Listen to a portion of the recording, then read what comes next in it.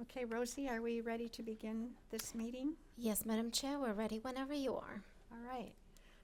It is 9:28, and I call the July 9th, 2026 meeting of the Business and Governance Committee to order. Rosie, do we have a quorum? Yes, Madam Chair, we have a quorum with the following members absent, Mr. Brett Bartolotta and Mr. Paul Lotz. All right. Moving on to Section 3, public comment. Rosie, do we have any public comment today? No, Madam Chair, we don't have a public comment for today's meeting. All right. Moving on to Section 4, B and G action items. We have 4 action items on today's agenda. Our first action item is staff's recommendation to approve SDCERS action plan for the fiscal year ending June 30, 2027. Greg, will you please introduce this item? Yes, thank you. It's good to see all of our committee members this morning. Good morning. As our chair mentioned, we have before us our action item of our action plan for fiscal year ending June 30th, 2027. And the action plan is a living document that we use to move the organization forward. It helps us identify our critical projects and really provide us an ability to align all of our resources and stay focused on moving forward. So this is a very important tool. And as we move forward, historically, the action item has been built around 4 key objectives: excellence in servicing our members, investment program excellence, data accuracy and system integrity, and leadership in pension system governance. And for the coming year, we have a new 5th objective, really focused on technology, which we titled Artificial Intelligence. We believe that all of these objectives bundled together really help us deliver on our mission to deliver accurate and timely service and invest the portfolio responsibly and achieve our strategy of 100% funding. In your meeting materials is our proposed plan for June 30th, 2027, and includes 22 critical projects which staff has identified to move the organization forward. And I'm not going to discuss all 22 of them, even though I really would. But I really wanted to really just talk a little bit about the new objective, artificial intelligence. And as we talked about last year, when I first came to SDCERS about 8 years ago, there was something looming on the horizon, and it was the potential of the city reopening their plan. And so we gathered all of our forces together, and we made sure that we were ready for that. And we worked for years trying to make sure that if and when this happened, we'd be ready. And it did happen. And when it happened, we were ready, and it was actually completed with success. So it was actually a really positive engagement and collaborative effort with our plan sponsor, the city of San Diego. And we were able to reopen their plant here. And I feel we're in the same position now. We're looking at another kind of iteration of technology. And as we talked a little bit about last year, is we really need to make sure we have a good foundation so that we can leverage that technology. And as I had mentioned to the committee and to the board in the past, I really don't want to have the organization spend a lot of resources on the bleeding edge of developing that technology. I'd really like to leverage it as it becomes available. And I really feel that we are now at that juncture where we're seeing more and more products and more solutions being available, for lack of a better term, commercially, that we can employ. We're still kind of at a experimental developmental phase, I think, with this technology, as people are still trying to understand the risks of the technology and how to implement it. And so as much as I would love to start implementing artificial intelligence all over the place, I think a prudent first step would be to make sure that we have explicitly stated our governance structure. And I think it's appropriate to have that expressed at a board level, talking about the various policy issues surrounding artificial intelligence, and also have a little bit more granular a policy, kind of an operations policy that staff can look at more operationally to see how can we leverage this technology, where can we explore this technology to give them some guidance. And fortunately, we do have of our team of over 50 people, we do have a handful of people that do have some good knowledge of artificial intelligence and some of the risks and the ways we could come up with case studies and where we could implement it. But we think we should bring in some additional resources, some experts to help us craft some of those governance documents. I know we have, the City of San Diego has promulgated some overall governance documents, of which we've been using as we look at artificial intelligence. We have implemented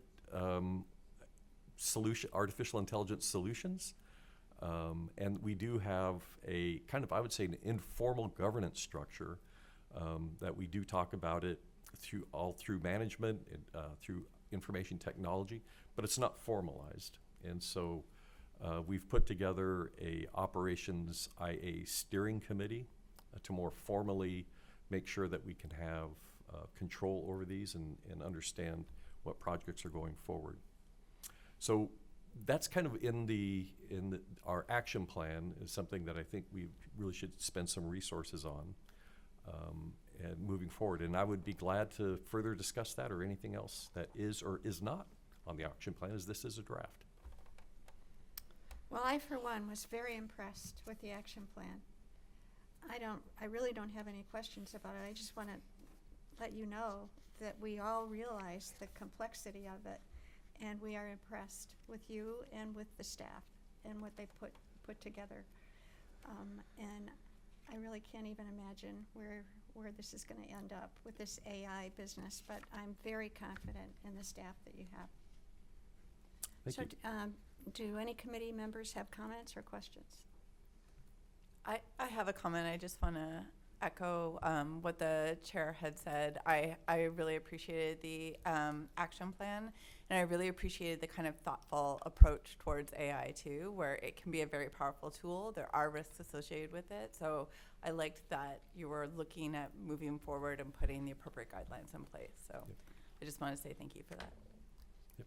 And if I may make another comment, we heard through the grapevine that one of our board members, Mr. Matovu, excuse me, is very well versed in artificial intelligence with regards to risk and compliance and controls from his background. And he put on a webinar talking about agent-to-agent transactions. So this is where we're starting to have electronic commerce where humans are not involved at all, just computers transacting with one another, and talking about what are the risks and compliance issues. And it was a fascinating webinar. And while it wasn't really directly tied to SDCERS business model, there were so many lessons learned just listening and understanding how other organizations are applying this technology that will go forward. So I was just very appreciative of having a very knowledgeable expert sitting on our board. So it was fun. Oh, that's great. So I first of all, I'd like to echo the comments of my colleagues, because it really is a really forward-looking plan, and you know, you're biting off a lot here, and that's good. Yep. I mean, on the part of everybody.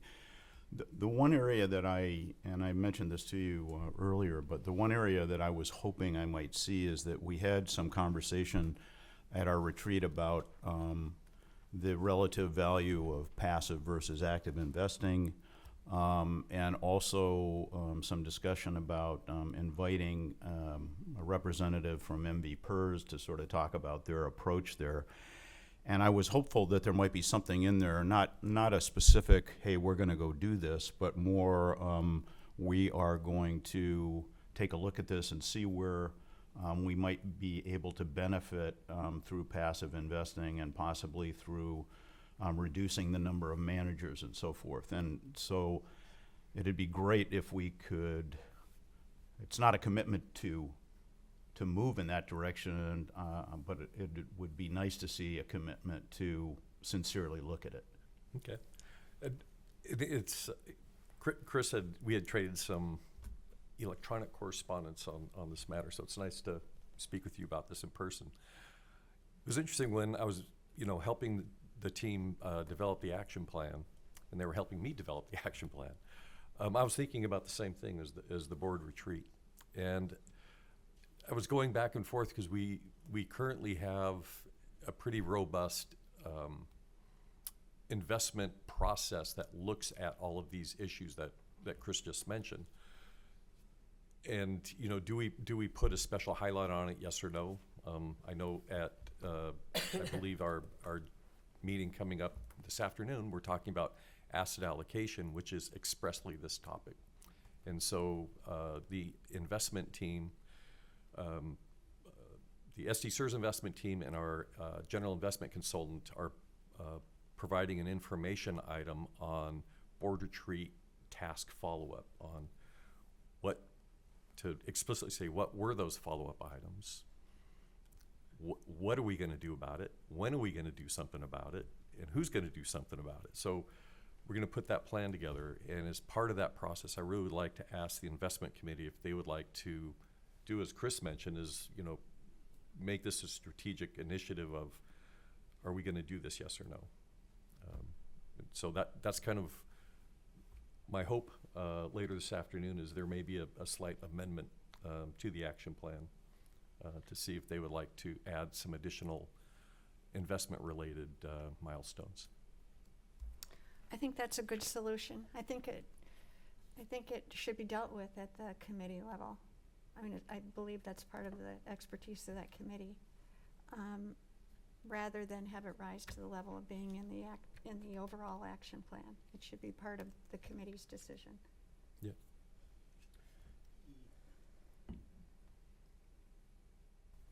Well, yeah, but I think the question is, does the committee want to ensure that that's part of the action plan going forward to evaluate it? So I think that's what Greg is saying, is that maybe there'll be some discussion at the investment committee about whether or not to put it in there. So I'm only expressing an opinion here because, well, I'm not on the investment committee, so I wouldn't be able to express the opinion there. Your opinion is always welcome at every committee. Thank you. And I mean that sincerely. I know you attend, and you should feel free to speak up. Thank you.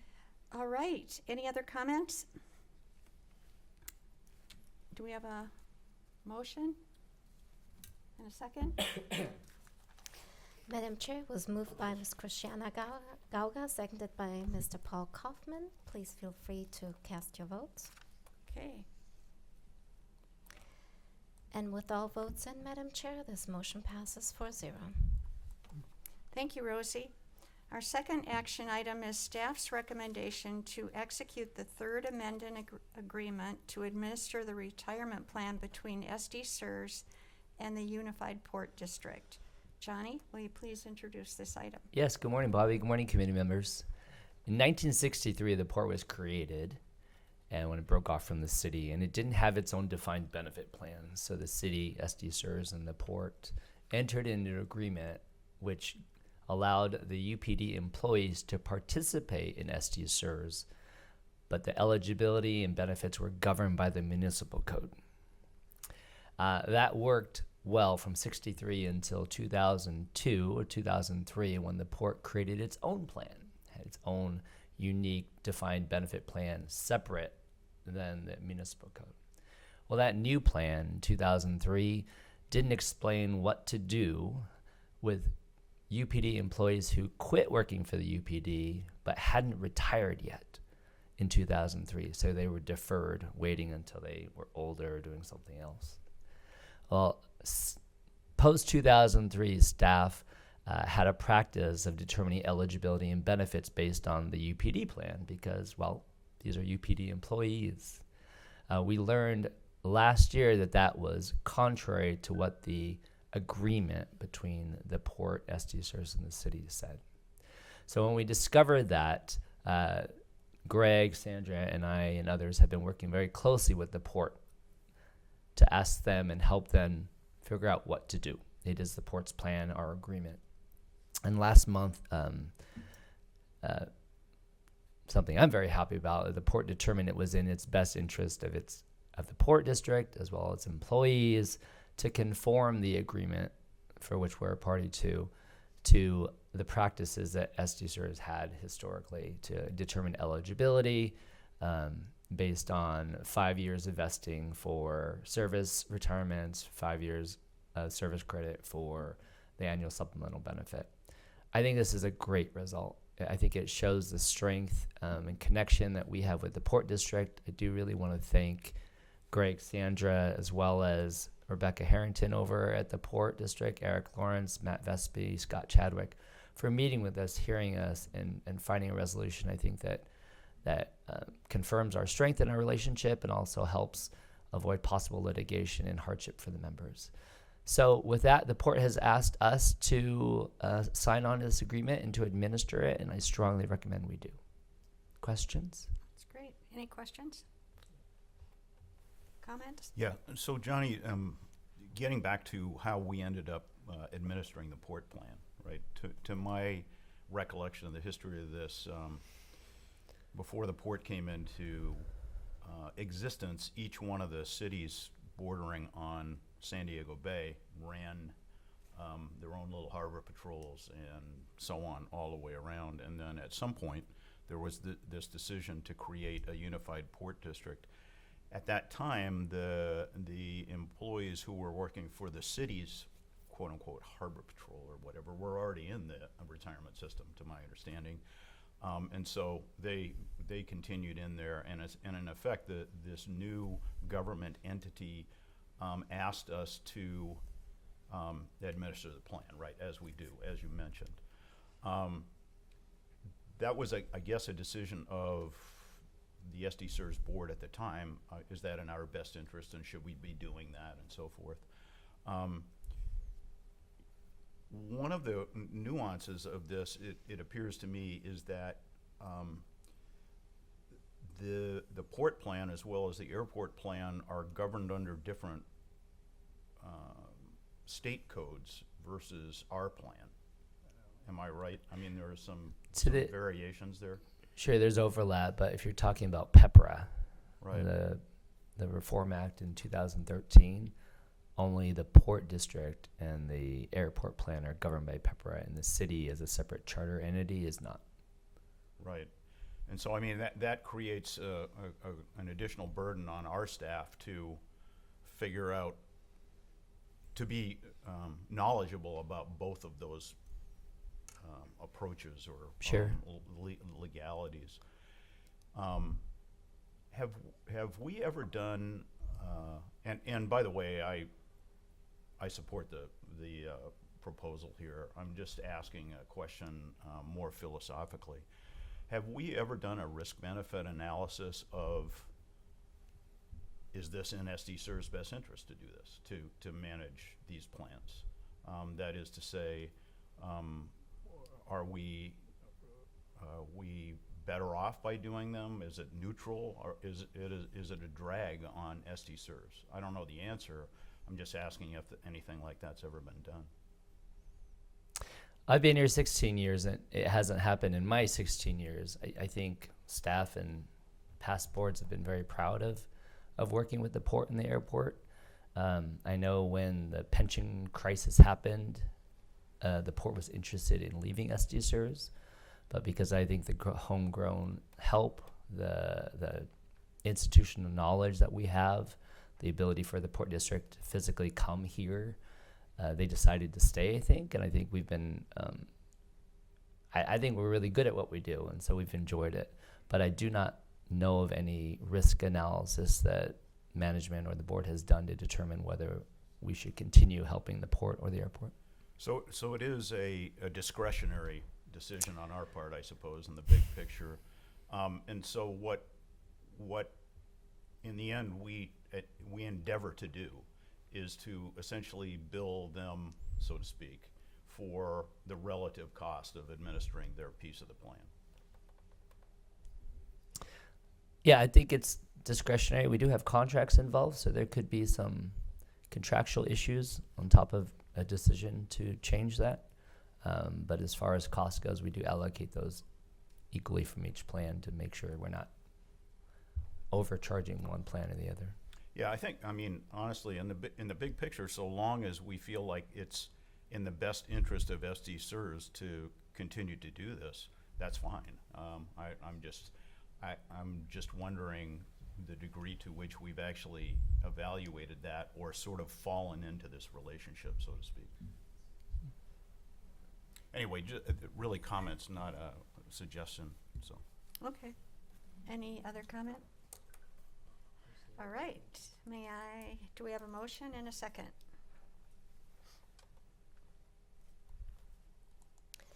Madam Chair, it was moved by Mr. Paul Kaufman, seconded by Ms. Christiana Gauga. Please feel free to cast your votes.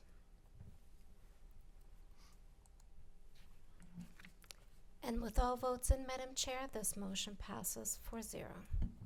All right, thank you, Rosie. Our third action item is staff's recommendation to approve a work order with SDCERS to enhance the call center solution. Good morning.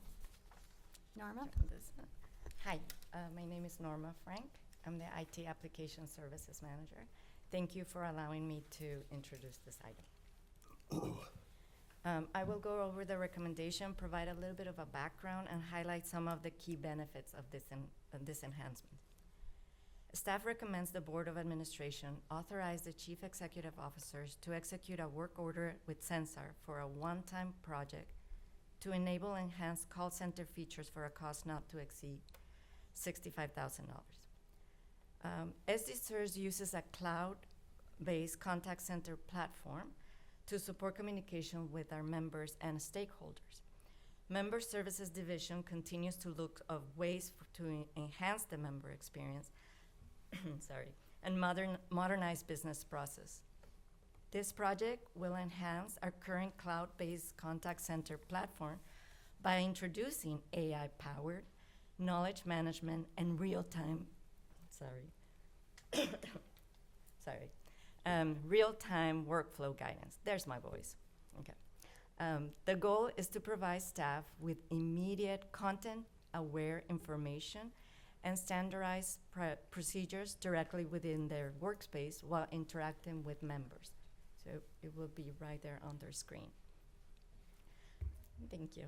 Some of the key benefits are, 1, improved consistency. It ensures that all members receive uniform, accurate information. 2, its efficiency. It reduces the call handling times and streamline operations. And 3, enhances onboarding. It accelerates training for new employees by providing in-the-moment support. To do this, we are leveraging our existing master service agreement with SDCERS Technologies, who will oversee the project alongside a specialized implementation subcontractor. The engagement covers the full project lifecycle, including design, configuration, testing, and final deployment of these new tools. So in conclusion, staff recommends authorizing the Chief Executive Officers to execute a work order with SDCERS for a one-time project to enable enhanced call center features for a cost not to exceed $65,000. And I'm happy to answer any questions. Thank you. Are there any questions? I have a question. Yes, sir. Who's Zensar? SDCERS Technologies is one of our contractors that we partner, IT partners with. Thank you. So Norma, could you just give like just an example of what might happen? You're a call center person.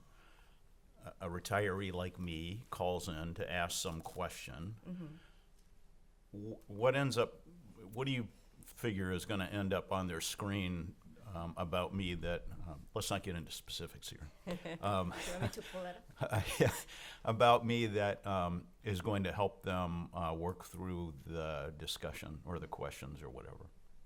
The first benefit, when they're using the same application they're already using. So it's the same software that they're using to answering the calls. What is in the same screen, now it's adding some panels where as the person is talking on the phone and is asking those questions, AI looks at the data and we tell them where to look, right? We say it's a procedure. It's already in a location. The application looks at that location, looks at the information with AI, looks at the information, and then starts displaying it on that same screen. And, you know, it could be, if it's kind of like a workflow, you know, if they answer this way, then ask this. If they answer this other way, then ask this. So it kind of helps them navigate and answering the question.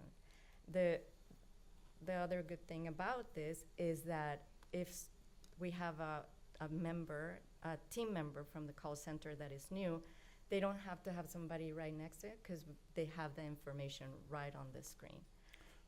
So the AI in this scenario is actually listening to me as the retiree, my questions that I'm asking, and it is anticipating or at least coming up with potential answers that are on the side of the screen, and then the call taker is deciding whether those are, what do you call it, AI?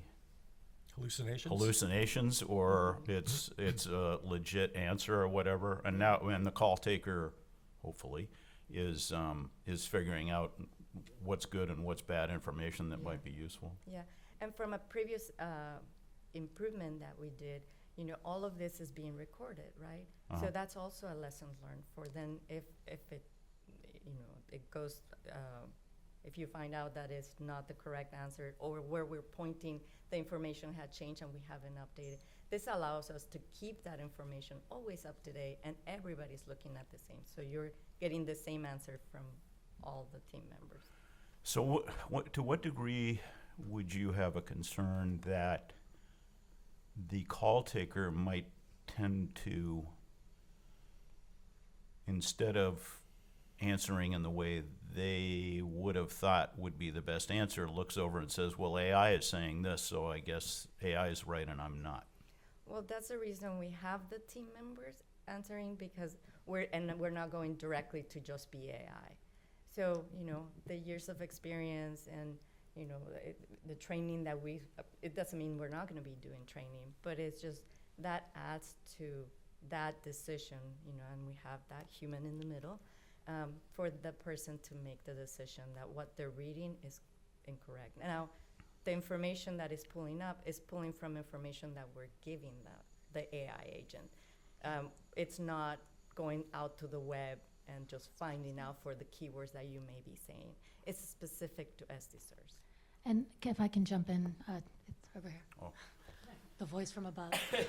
If I can jump in to also add to what Norma was saying, we are being very intentional with where that information is getting pulled from.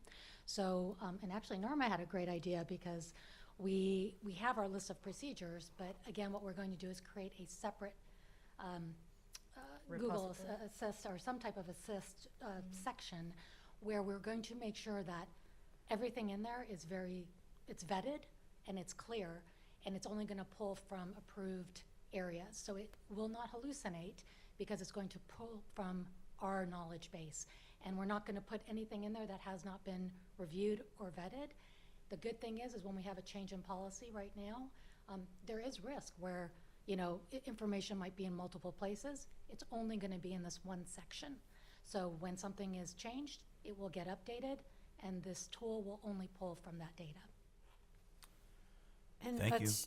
and you're assuming, or you're confident that the call taker will have enough experience to know that it's right. We are not going to be removing our training process. What we are hoping this will do is shorten it. Right now we do a 3-month training period. This hopefully will reduce that time so that they can get on the phones quicker, because they will have, in essence, almost like a live person next to them, but it's going to be an AI tool that's going to just help them with answering their questions or reminding them, hey, we went through this process, here's that information. So it is not going to eliminate our training procedures or process. It's going to supplement it and hopefully reduce the time. Great. Thank you. Thank you. May I have a motion and a second? Madam Chair, this motion was moved by Mr. Paul Kaufman, seconded by Mr. Chris Brewster. Please feel free to cast your votes. And with all votes in, Madam Chair, this motion passes 4-0. Thank you, Rosie. Our final action item is staff's recommendation to amend the education policy. the fiduciary council policy, outside counsel consultant's opinion policy, board procedure on approval of city retirement benefits by the membership, and divisions 3, 5, and 9 of the board rules. Johnny, will you please introduce this? Sure, Bobby. Good morning again. All of these materials are being reviewed in its normal course of business, with the exception of what Sandra's going to talk about in Division 5 of your board rules related to retirement benefits. My memo highlights the comments I have and the recommended changes. Otherwise, I'd like Sandra to talk a little bit about the hard work that she, legal team, as well as the member services team, have been working on for a year plus on really clarifying some calculation of benefit issues that are tiny but important to get right and to have the board's input on. Sandra?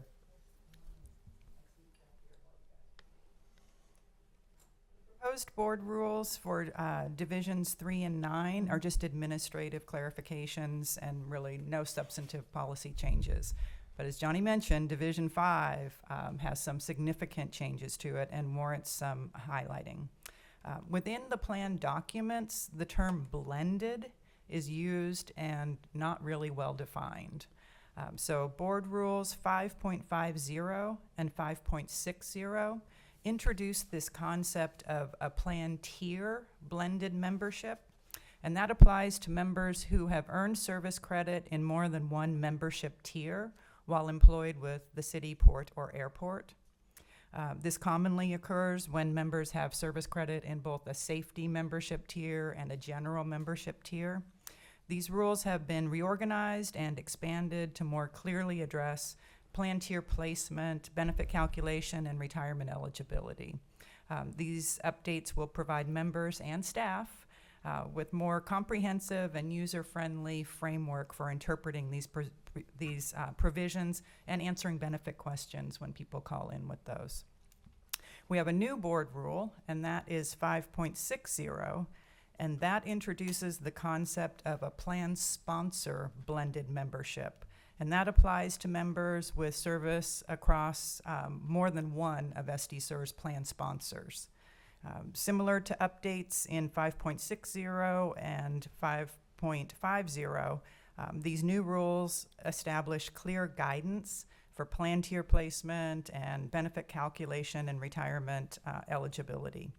This new rule fills a gap that was in our board rules and in the plan documents to specifically address how we apply the rules for members whose careers span more than one SDCERS plan sponsor.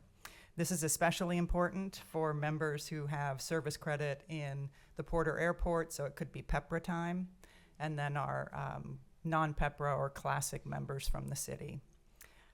Happy to answer any questions about those rules. Boy, it's complex, isn't it? It is. This is our blended benefits stuff. Oh my goodness. Oh my goodness. Are there any questions? Then may I have a motion in a second? I actually had a question on a separate policy. Johnny, on the fiduciary council policy, so we have this policy that's an SDCERS policy, and then we have a contract with the fiduciary council. And I'm trying to figure out what's the audience for the policy when really the relationship, it would seem to me, is controlled by the legal agreement with the fiduciary council. Well, my hope would be that the contract follows the policy. And so what the policy is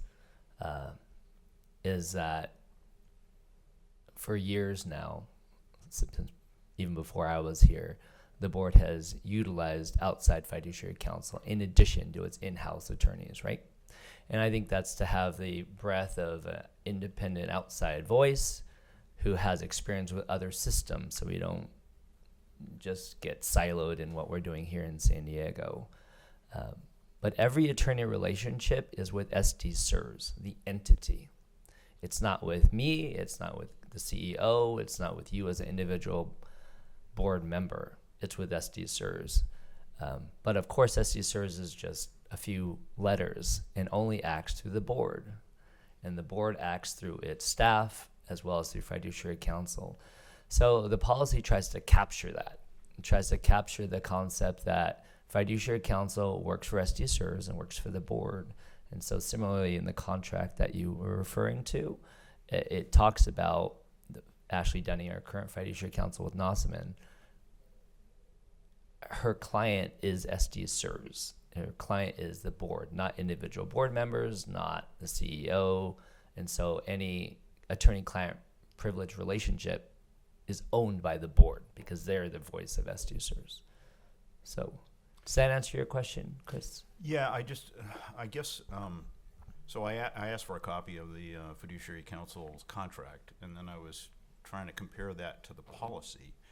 And I was just a little uncomfortable with the idea that there are these two entities out there, or there's a policy in the contract. Yeah. If I'm Ashley and some dispute over what her responsibilities comes down to, I say, well, it's what's in the contract, right? It's not what's in the policy. And so Sure.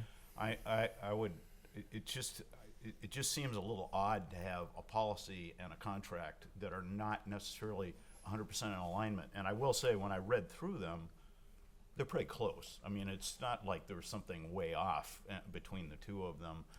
But my only thought is that if we are going to maintain a policy in addition to the contract, that the policy in future contracts be incorporated into the contract, right? So you say, and fiduciary counsel will be held to the SDCERS policy that is an appendix, whatever. Does that make sense? It does make sense. And hopefully satisfy you, we did send the fiduciary counsel policy to Ashley to see if she had any comments or changes, and she said she did not. So that makes me reassured that she is comfortable with her contractual liability and then recognizing her duty under the policy. Thank you. But I will note your comment when fiduciary counsel contract gets renewed. Thanks. Thank you, Johnny. May I have a motion and a second? Oh, we have it. And Madam Chair, it was moved by Ms. Christiana Galga and seconded by Mr. Paul Kaufman. Please feel free to cast your votes. And with all votes in, Madam Chair, this motion passes 4-0. That's great. We have finished our committee's action items, and we have one information item for discussion on the Confirmation of Life program. Johnny? Hi again. Just a while back, we had the unfortunate situation where we learned that members had passed a long time before we were made aware of it, and that caused overpayments. It causes problems, obviously, with the family collections, and really made staff wonder, do we need to do more? We already work with outside audit vendors, 2 of them, to help capture things. We advertise, we inform members of their responsibility and family members to do that, but should we do more? So last year we started a little project, a pilot project, to affirmatively reach out to people who we're paying to confirm that they're alive and therefore entitled to retirement benefits.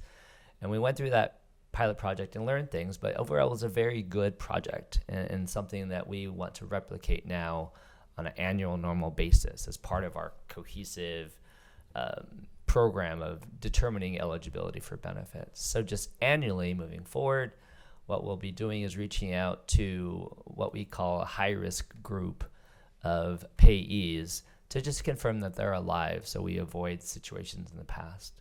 We worked with our outside death auditors and understood where their gaps of information were. What And a job title. what was that? What a terrible job title. I am sorry. Life auditor. One of the things that Greg likes to do is we like to confirm that they're alive and well. And I really like the second part. Kind of implies both, but it's what we're trying to do. And so we're looking at a sort of a higher risk group that's detailed in my memo. Just wanted to give you the heads up. So my first thought as I read through this is, am I high risk? I've had the same thought. And I looked at the criteria, Johnny, and I'm right on the edge. Yeah. And I would just like to say that if I get over the edge, you don't really have to write me a letter. Just see if I show up at the meetings. Sure. Thank you. Thank you. Well, thank you. Thank you for that. Okay, moving on to the reports. Member services, Natasha. Good morning. Still morning, right? Okay. I'm just going to highlight a few items from my report. The first one I was going to highlight, but I think you've already heard a lot about it, was the new tool that we are going to be implementing this fiscal year that Norma discussed.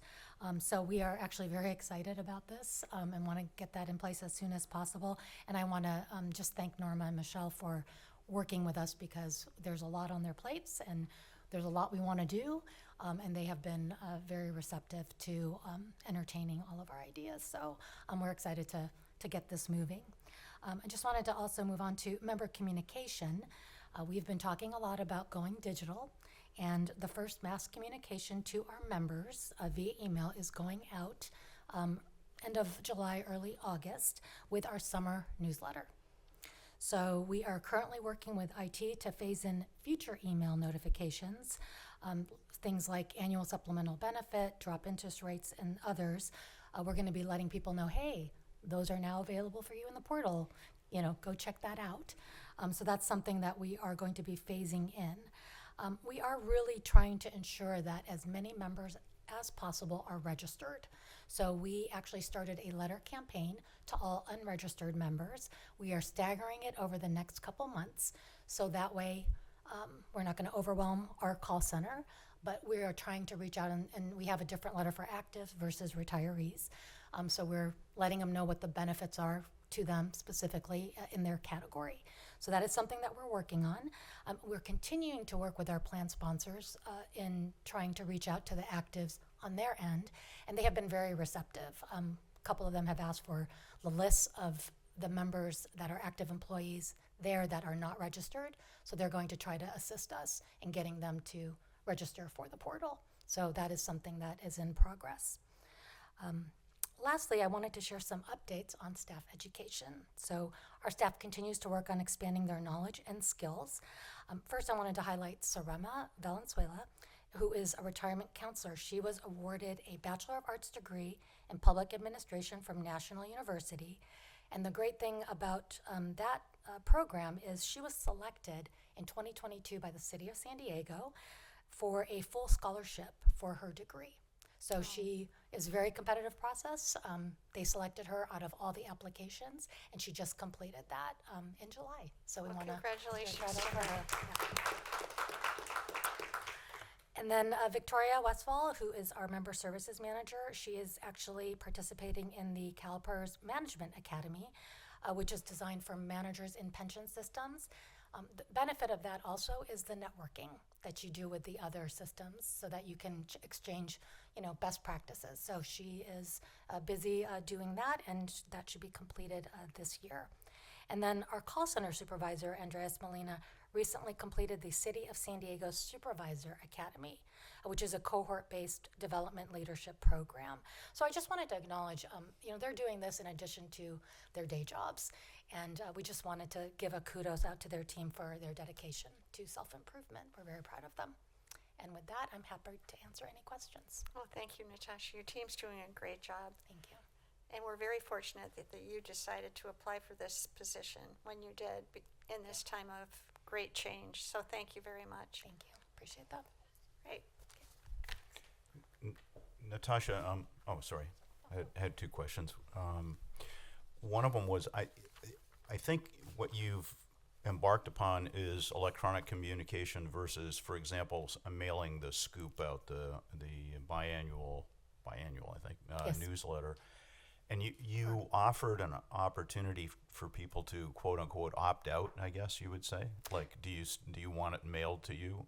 Do I have that right? Yeah, so if somebody would like to have it mailed because they do not have an account, which some retirees do not want to be registered, we will mail it out to them. Okay. Have you had any takers? We've had about 50 individuals Wow. sign up they do not want to have an email. Okay. Yep. Thank you. And the second question was on the call center. I remember you talking about how long it takes to train a call center employee, and then also you've discussed the vacancies that you have from time to time. I don't know what the status is right now. What is the amount of time involved in training somebody to the point that they're ready to go? You know, they're on their own or whatever. So how many months or whatever does that take, and how does that compare to the average turnover of people in that role? Yes, so it takes, we plan a 3-month training period with our call center supervisor and the rest of the team. And then we let them loose on the phones and the other duties. Of course, still there to assist them as needed because they're not going to know everything even after 3 months, but it gives them a solid basis and a good foundation. On average, and we've been reviewing our vacancy and ways that we can improve it and look at different pathways. So we do have that information. Over the past, I'd say 4 to 5 years, the average tenure is about 2 years in the call center. The shortest has been 9 months, and the longest is 5 years that we have had staff. So the average tenure is somewhere around 2 years. Huh? Correct. And then 3 months of that is training. Yes. So that retention issue has some real cost to it in terms of the training piece, I suppose. Yes, so I think, one thing that, we commiserate, I think, with other systems too, because a lot of times call centers tend to be used as an entry way into pathway to promotions. For example, we looked at a lot of the departures and why they departed, what was the reason. And a lot of it is promotional advancement. So that's where, we see, they're looking at, obviously growth opportunities, and we want that for our team. At the same time, we want to look at how can we create existing pathways within our team and try to retain that knowledge as well. So it's a balance. Thank you. Thank you. Thank you. All right, moving on, benefits administration. Sandra?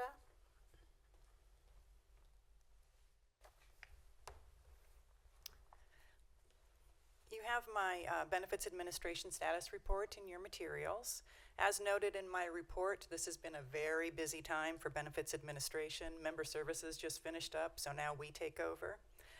In addition to the uptick in retirements that coincide with the annual cost of living grant and the port plan review, the team also just completed an upgrade to our pension software system to address the impact of a partial pay period in the final compensation calculations. That update required weeks of testing, and I want to thank Program Coordinator Chris Lennon for his leadership on the project. The goal of the update is to greatly reduce the manual interventions that staff was doing to calculate that final compensation due to that partial pay period. I also wanted to thank staff from Benefits Administration, Member Services, and the Legal Division who bravely met, often on Monday morning, because that was the only time we could get together, to analyze the plan documents, existing board rules, and best practices from other agencies to craft those Division 5 board rule updates that we talked about earlier. The board rule updates will provide a framework for the creation of detailed process narrative documents related to those blended members. And as Johnny mentioned, it's a small group, but it's an important group.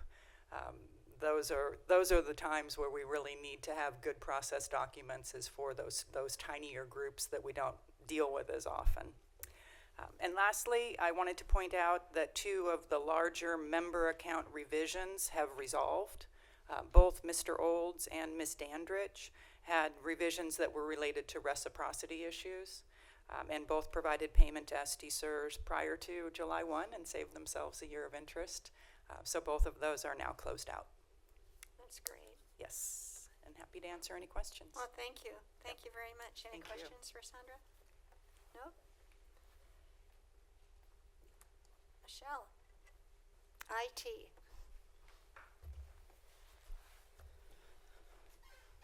Good morning.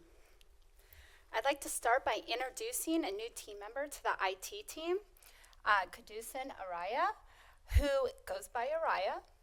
She's taking Blanca's old vacated position as the CGI business analyst. In this role, she'll support the application team in system support, release management, and serve as our primary point of contact for the boardroom software. She comes to us with 8 years of experience in IT across public sector and the healthcare system, supporting enterprise application, process documentation, and large-scale system implementations. So I want to welcome Araya to the team. We're happy to have you join us.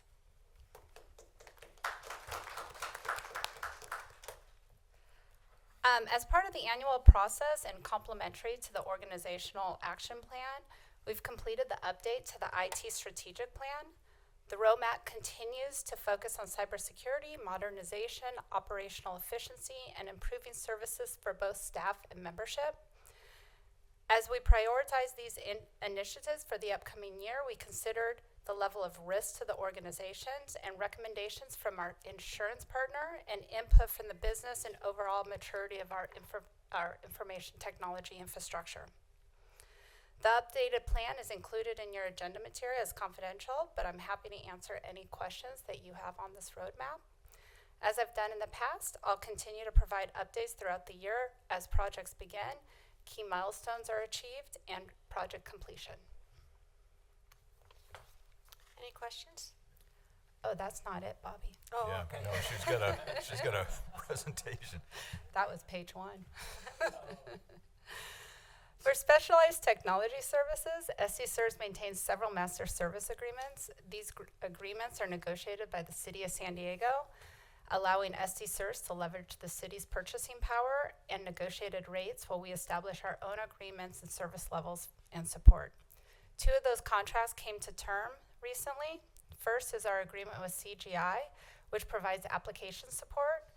We exercised our first optional 2-year extension, ensuring continuity and support through fiscal year 2028. Second, our network services agreement with ZenSAR has officially entered its 24-month disentanglement period, which extends through the end of fiscal year 2028. During this time, ZenSAR will continue to provide uninterrupted network service while we work alongside the City of San Diego IT team and they work through the procurement process for the next provider. We'll continue to follow the city's transition strategy and ensure continuity of our network services. Michelle, is it, in that particular case, is it possible ZenSAR bids again on this thing? Or? It is, yes. Okay, thanks. From a cybersecurity standpoint, we've recently completed the audit of our patch and vulnerability management program, and I'm happy to report that the audit identified no deficiencies in our operational practices, but the auditors did provide 2 recommendations aimed to further strengthen our program and our risk management. We've already worked those items into our plans and expect to have them addressed before the end of this calendar year. We've also completed our annual penetration test, and I won't steal Sean's thunder since he'll be presenting this full results in closed session, but I did want to highlight one of the components that we added this year. In addition to the technical testing, we included a tabletop exercise focused on our incident response plan. Each year, the leadership and management team conduct a business continuity tabletop exercise that focuses on the organizational operational response to a disruptive event, but this was the first time that we did a similar exercise with just the IT team, walking through how we would detect, contain, and recover from any cybersecurity event. The team found the exercise extremely valuable. Security Pursuit rated our incident response program at 4 out of 5 in maturity, and they provided a few recommendations for us to continue to mature the program. And last but not least, you've already probably noticed that the boardroom modernization project has completed just in time for this week's meetings. The room now features new dais monitors, updated microphones, presentation input switches, improved audio-video technology, and perhaps the most important, the presentation podium is now centered in the room. I want to recognize Sean Kilpack for his leadership and project management from start to finish. I'd also like to thank Blanca Gomez, who dedicated a significant amount of time to the testing and quality assurance of the room, alongside Jason Smith, Eric Cheatham, and Norma Frank for their contributions throughout the implementations. So it's truly a team effort, and I wanted to appreciate all the people that were involved. And with that, Bobby, that concludes my updates. Well, thank you. Thank you very much. Thank you. Lots of great stuff. Thank you. Yeah, lots going on. Johnny, you have a compliance. Thank you for asking for me to talk about the compliance report. This came out several years ago. We started doing this because board members, a few of them asked for written assurance that we were complying with the port plan, airport plan, and SDCERS, the city's plan, as well as the board policy and procedures. So when we started producing this report, it details just sort of more of the high-level critical things that we've been doing behind the scenes. Obviously, when things go wrong, we try to tell the board immediately, contemporaneously, so this report doesn't draw into that. But it provides this board with written assurance that we're doing what you ask us to do, and we're here to take any questions if you have any. Yeah, Johnny, I had a question or maybe a suggestion, which is when I was reading through it, it's helpful for what you're saying, if I understand correctly, is certain key people in the organization are responsible for client compliance in these areas. Yes. And I understand that, and that's good. And I think it establishes ownership, although I think probably ownership is in theory there anyway, right? I mean, that's their responsibility. But then on the other hand, we get a bi-monthly report from you about issues that have come up, how you've resolved them, and so forth. And from my perspective, now that you've started to do those reports, those are a more meaty idea of what's going on in compliance from my perspective. Yes. And so on my end, I would prefer next year, right, a sort of a synopsis of what was in those bi-monthly reports of we handled this many of these, we handled this many of those, they were resolved, those sorts of things. Because I generally, at least the way I read through that report, I generally assume that, sure, the heads of each one of these sections are responsible for this and doing their job, except when something arises that you've mentioned. Okay. I don't know what other people's thoughts might be on that. And you're the compliance person anyway, or a person with a history of compliance. I was gonna say I was. I don't know. I kind of like this report. I can understand what you're saying, and maybe like some allusions to like if you're interested in the number of PRAs that came up or the reviews that they're doing on the Form 700s. But there's the sense of compliance that's everybody's job, right? And that's and then because you don't want like a little mini compliance police force necessarily, but then there's also compliance tasks that will be for the specific compliance team. So I kind of liked in the final report where you had different departments talking about how they contributed to the overall kind of atmosphere of compliance at SDCERS. Like I thought that was kind of helpful. It helps build a culture of compliance as well. So I like that participation. But I don't think it harms the report if you add a section that also includes some of the work that the specific compliance team had been doing throughout the year to highlight, here are kind of some statistics of the work that we've done and things that we've found or what we've handled. But I did really appreciate, because I think it goes a long way to say, we take compliance at SDCERS really seriously. Here's how all of our team members are doing it, and they kind of package that up into a larger report. So, yeah, thanks. That's fantastic. I hadn't thought of it from that perspective. I'm totally on board with what you're talking about. So, if that's okay with you, Johnny, I mean, I'm talking about next year. So, Okay. and I might not even be around, but well, I mean, You're on the list. Yeah, I know you're going to be sending me a letter, and I might not respond one of these days. Anyway, sorry. Well, with that, that note. Thank you, Johnny. Okay, moving on to section 5, comments from the chair. Are there any? That's you. No. Oh, right. No, just Start thank from you the for being our CEO. chair. Oh.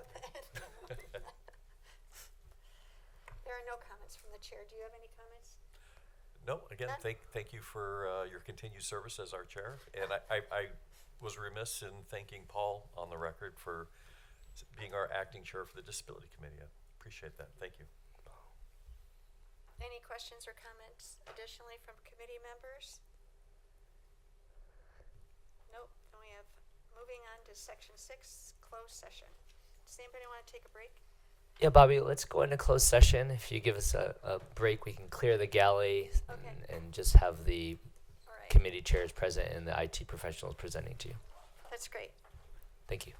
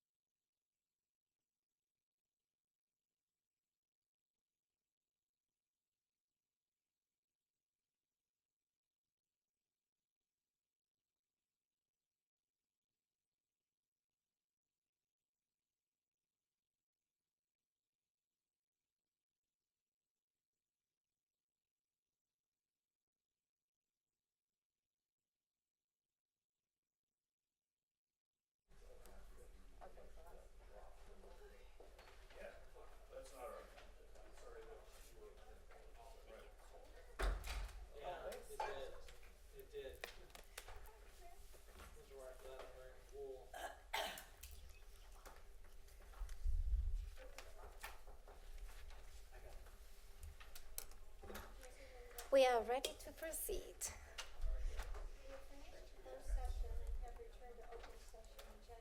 Starting with section 7, closed session report. Johnny, do we have a report? There's nothing to report out. Thank you, Johnny. So with that, this meeting is adjourned. As we we're at the end of our agenda, it's adjourned. Our next B&G meeting will be held Thursday, September 10th at 9:15, right here. Thank you, Bobby. Thank you, Bob. Thank you, Bobby.